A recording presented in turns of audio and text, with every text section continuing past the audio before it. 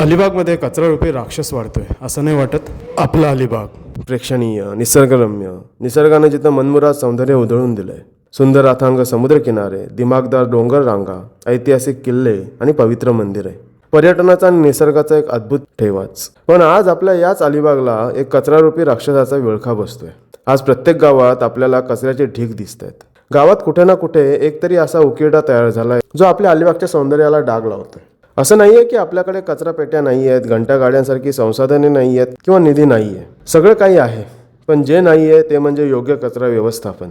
कचरा पेट्या भरून वाहत आहेत. घंटागाडीत ना आपल्याकडून कचरा वेगळा करून टाकला जातोय, ना तो गोळा करताना वेगळा होतोय. डम्पिंग ग्राउंडवर तसाच सगळा कचरा एकत्र ओतला जातोय आणि त्यावर रीतसर प्रक्रिया करून पुनर्वापर करण्याऐवजी तो सरळ जाळून टाकला जातोय. आणि दुर्दैवाने हेच आहे आजचं आपलं कचरा व्यवस्थापन. काही गावात तर अजून घंटागाडीच पोचलेली नाहीये. अलिबागमधील जवळपास प्रत्येक गावात आज हीच परिस्थिती दिसते. बरं, जिथे घंटागाड्या येत आहेत तिथे ओला सुका कचरा वेगळा करण्याची सोय नाहीये. तर काही ठिकाणी लोकांमध्ये ती जागरूकता दिसत नाही. परिणाम काय, तर आपले सगळे रस्ते आज रंगीबेरंगी प्लास्टिक पिशव्या, बाटल्या, ॲल्युमिनियमच्या कंटेनर्समुळे भकास वाटू लागलेत. आपले नाले आणि गटारे सुद्धा कचरा पेट्याच बनल्यात. पावसाळ्यात हाच सगळा कचरा वाहून समुद्रात जातो आणि निसर्गाचा नियम बघा, तोच कचरा समुद्र पुन्हा फिरून आपल्या किनाऱ्यावर आणून फेकतो. किनारे कितीही साफ केले तरी तिथे कायमस्वरूपी कचरा येतच राहतोय.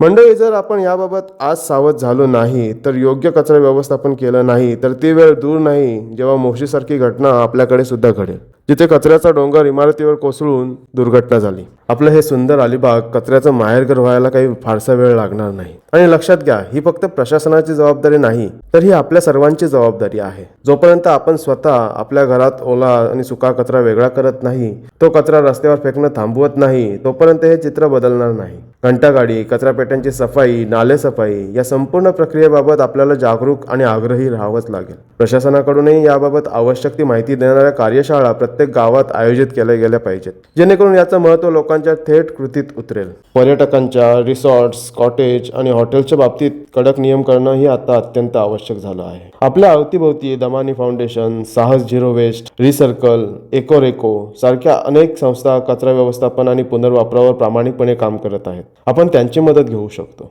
दमानी फाउंडेशन मार्फत मांडवा, सासवणे, किहीम अशा 3 बीचची नियमित साफसफाई केली जाते. किहीमचे वैद्य नामक सद्गृहस्थ तर स्वतः सर्व रिसॉर्ट आणि कॉटेजवरील कचरा विकत घेऊन त्याचे रिसायकलिंग करत आहेत. अशा संस्थांच्या सोबतीने, लोकांच्या सहभागाने आणि निधीच्या योग्य व नियोजनबद्ध वापराने ही समस्या नक्कीच सुटू शकते. आपला अलिबाग कायमस्वरूपी सुंदर राहू शकतं. फक्त प्रयत्नांची सुरुवात आपण स्वतःपासून करायला हवी. आपलं शहर, आपलं गाव आपल्यालाच वाचवायला हवं, नाही का?